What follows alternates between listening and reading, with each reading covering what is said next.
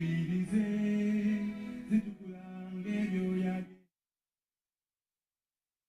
name is Michael Jordan Lukomwa. Mugalu Muhammad will join in just a second on your screen to give us a sign language interpretation.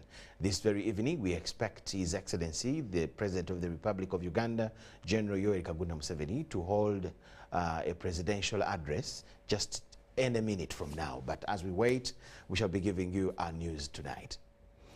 In our first story, President Yoweri Kaguta Museveni is expected to address the nation on the status of Ebola in the country tonight. The address is to be aired on UBC TV and all UBC radios, TV stations and other media houses. Tonight's address is expected to give updates on the status of Ebola in the country. The address comes after the Ministry of Health announcement that Uganda is to receive Oxford and Sabin vaccines for the Ebola Sudan virus manufactured in the UK and USA, respectively.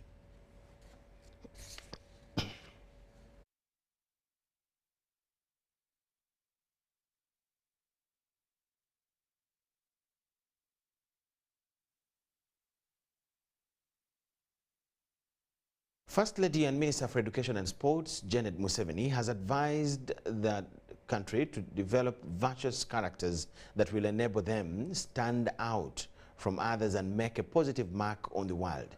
Mrs. Museveni was speaking in Kachora to the youth.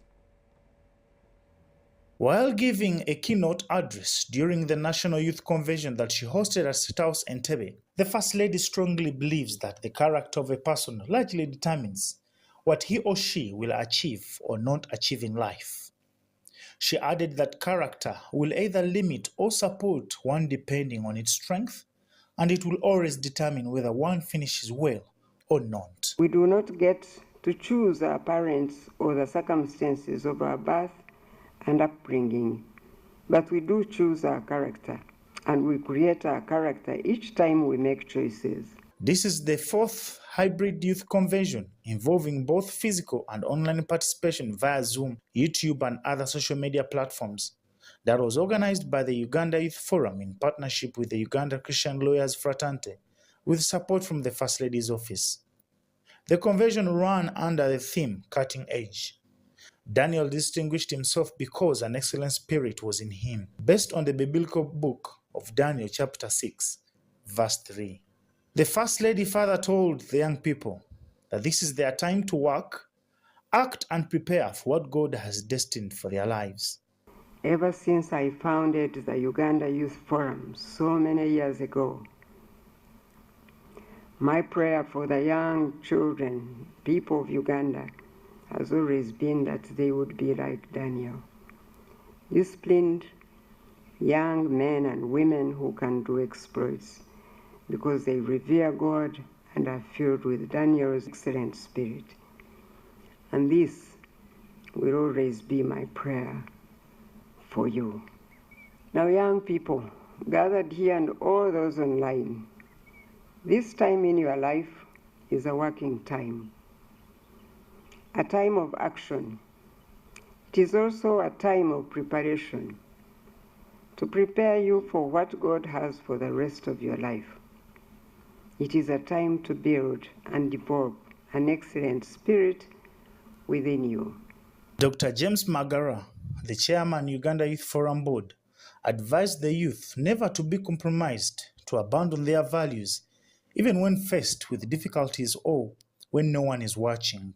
It pays to have values. If you want to have a long life, if you want to enjoy this life long, you better choose the side of values. The convention was also attended by the apostolic team from Inuka, Africa, and some of them were guest speakers who shared their experiences and mentored the youth on what cutting edge is and how to wisely use their energy as youth to build an excellent spirit that will open doors for their destiny. It is through this convention that the First Lady met with the team and thanked them for giving glory to God and coming to Uganda at the time the country is celebrating its 60th independence anniversary. Reporting for UBC, Bagmawi. Ministry of Health is set to receive Oxford and Sabin vaccines for the Ebola Sudan virus manufactured in the UK and USA respectively. Minister for Health Dr. Janrutha Cheng said this at an emergency ministerial meeting on the preparedness and response of Ebola disease by the African countries. At the time of Ebola Sudan virus disease outbreak in Uganda, Ministry of Health did not have vaccines for this particular strain. However, the ministry will soon receive Oxford and Sabini vaccines that will be used in the affected districts. We are expecting about 171 doses of the Oxford vaccine and about 300 doses of the Sabine vaccine. As you see, these are small quantities. More quantities will come in November, and in November we are looking at 40,000 doses, 70,000 doses. Those are much more. That is why I'm emphasizing that for now we have to focus on community strength. While opening the emergency ministerial meeting on preparedness and response to Ebola virus disease outbreak, Prime Minister Robina Nabanja emphasizes prevention in the fight against Ebola virus disease. We are utilizing all parts of government to strengthen this response by deploying a whole of government approach to build on the capacity that we have across ministries, departments, and agencies. Neighboring countries are now on high alert after Ebola virus disease outbreak in Uganda. We are working closely with the surrounding countries to improve surveillance at the ports of entry. We are working very closely with the government of Uganda to ensure that the areas where someone has been identified as having Ebola are well secured with information. Because when the public has good information, then they will behave. About 99% of vaccines are imported in Africa, thus a call to build capacity to manufacture vaccines by African countries. By 2040, Africa should manufacture 60% of the vaccines that we use here on the continent. So it is a very big target, but we know we can be able to reach it. The minister says more research is done to ascertain how long the vaccines are able to protect one from contracting the virus. Ebola is often fatal, but vaccines and treatments are now available for hemorrhagic fever, which is transmitted to humans by infected animals. The first cases were reported in Mubende districts before the epidemic spread to neighboring districts of Kasanda, Chegegwa and Kagadi. Human transmission is through bodily fluids, and the main symptoms are fever, vomiting, bleeding and diarrhea. Infected individuals do not become contagious until after symptoms with an incubation period of 2 to 21 days. 5 affected districts have seen 54 cumulative confirmed cases with 19 deaths and 20 recoveries. Marian Wamcha, UBC News. Chankwanzi district residents are countering losses after a hailstorm that damaged their gardens. An estimated 1,600 acres of maize plantation, among other crops, were reportedly destroyed by hailstorm in 6 villages of Chitesa, Ward, Ntunda Town Council. Over 300 households in Chankwanzi district are counting losses following destruction of their gardens by a hailstorm. Among crops damaged include beans, groundnuts, maize and fruit tree plantations in Bwaise, Mpongo, Chisoro Zone, Makindye in Tunda Town Council in Chankwanzi district. Residents in the affected villages are now appealing for help from the Office of the Prime Minister and other well-wishers. Suffering, their maize is down, their beans is down, everything is just at a stake. So we ask government to come out through the Prime Minister to come and help out these people by giving them at least food, beans and all that. So through the Minister of Disaster and Prime Minister and our honorables, Christine, Binji, let us come out and help these people out of this disaster.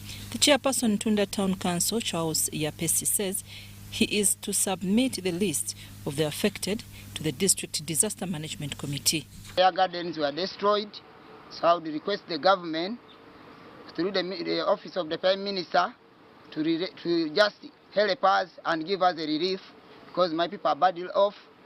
Some of my residents have loans in banks, so I would request the loan officers to come on the ground and try to check and get the right information such that they can at least extend the loan for a certain period of time. The chairperson of Kasese Village, Martin Galani, has appealed to stakeholders to intervene. Ntunda Town Councillor Robert Waiswa and other area leaders have said the hailstorm has caused a huge loss to the farmers. Some of the residents in the area that include Edith Namurwa, Wilberforce Waiswa and Aisha Nangobi are among those that have lost everything. 32 families in Kasese district have been forced into an IDP camp in fear of what may befall the community in the coming days. This follows heavy rains that caused gullies near people's residences that occurred on the 8th of October this year in Kabukaga village, Rukoki sub-county. Fresh mudslide have displaced over 150 people in Kasese district. The Member of Parliament Busongora South, Gideon Tembo Mojongu, visited the area to condole with the families with relief items. I have delivered these to this camp. I'm going to deliver more to another camp and ensure that the 80 mattresses and the 100 blankets are delivered to the target community. Setting up of 32 households, being homes who have been forced out of their houses. Either the houses are partially broken or there is a likelihood that the house could go any time. So we have taken precaution to ensure that they migrate. Mujungu says the affected areas are neighboring Kasika village, where people lost lives due to mudslides last month. And they share the common environment where the heavy storms caused the disaster in Kasika.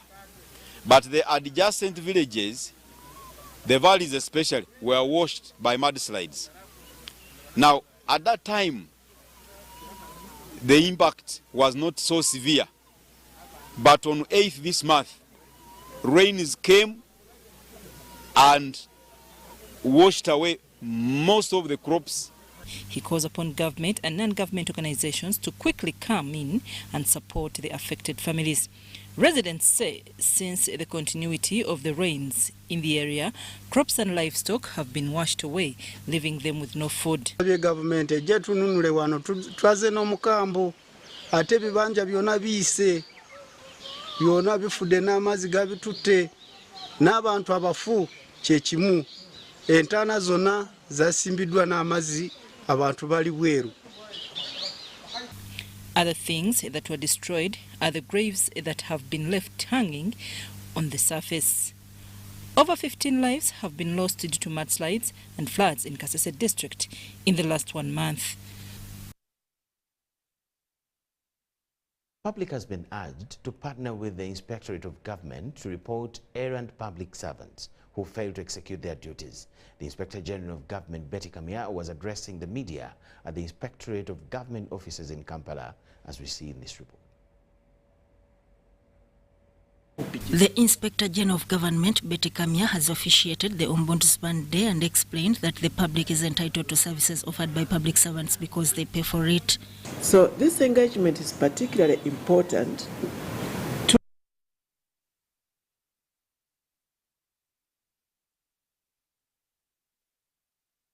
embezzlement of funds, which is what people are used to.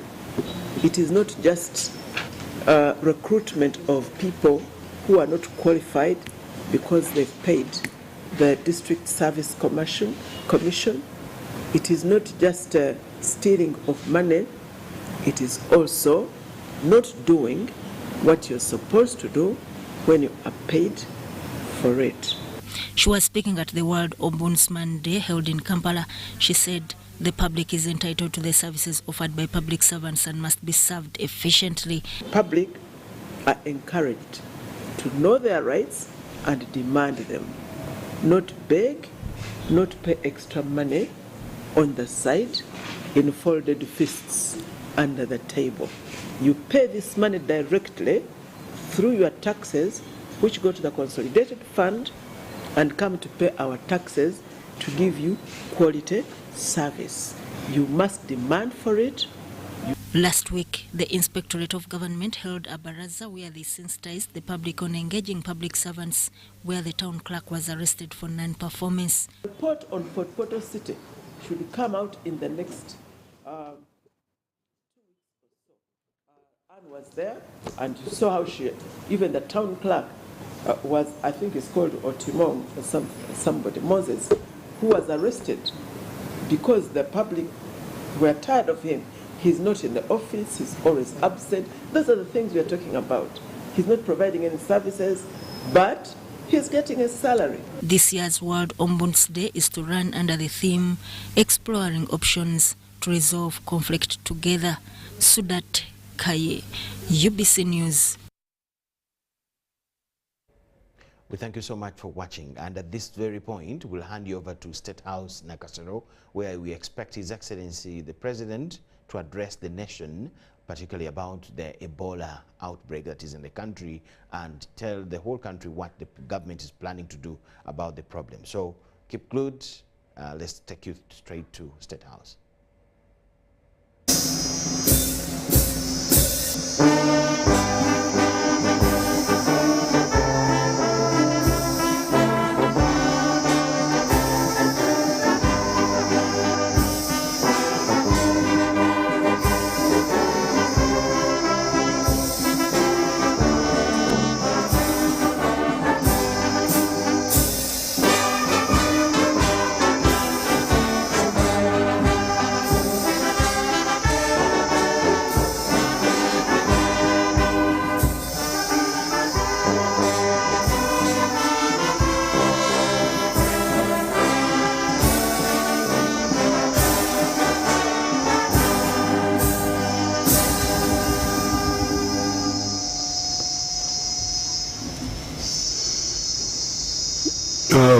Fellow countrymen, countrywomen, and foreign residents in Uganda, I've come back to talk to you about the Ebola outbreak that we have in the districts of Mubende, Jejegwa, Kasanda, Kagadi, and Bunyangabu.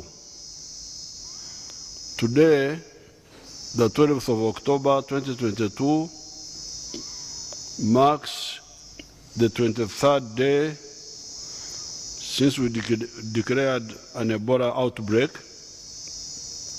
and I've been informed that there are 54 total confirmed cases of Ebola and 19 deaths. 20 people